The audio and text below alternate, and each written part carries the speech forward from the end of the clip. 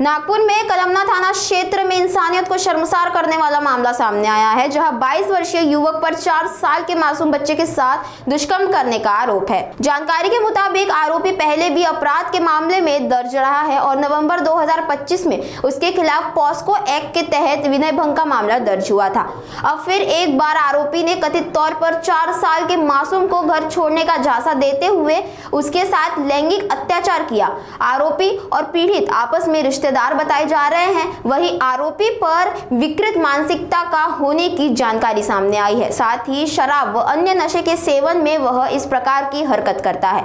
ऐसी जानकारी पुलिस विभाग ने दी। पुलिस ने आरोपी कट्टू उर्फ अभय मनोहरन ठाकुर निवासी मिनी माता नगर को गिरफ्तार कर लिया है। फिलहाल मामले की आगे की गहन जांच जारी है।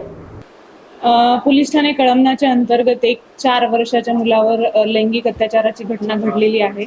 नमूद घटनेमधील आरोपी हा रेकॉर्डवरील असून तो पीडित मुलगा ज्या वस्तीमध्ये राहतो त्याच वस्तीमध्ये राहणारा आहे। यापूर्वीही आरोपीने नोव्हेंबर 2025 मध्ये पोक्सो अंतर्गत एक विनयभंगाचा गुन्हा केलेला होता।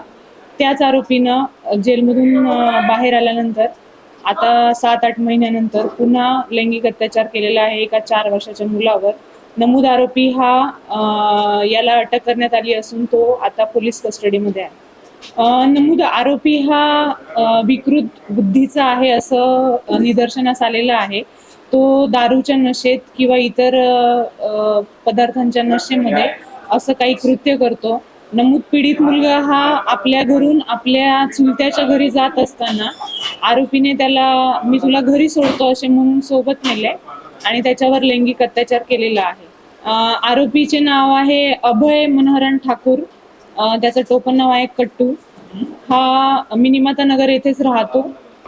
संपूर्ण कारवाई माननीय झोन 5 सर झा साहेब, पोलीस उपायुक्त परिमंडळ क्रमांक 5, त्याच्यानंतर सहाय्यक पोलीस आयुक्त कळमना विभाग माननीय ओवाळ साहेब, पोलीस निरीक्षक पोलीस ठाणे कळमना प्रवीण काळे साहेब यांच्या मार्गदर्शनामध्ये करण्यात आलेली आहे।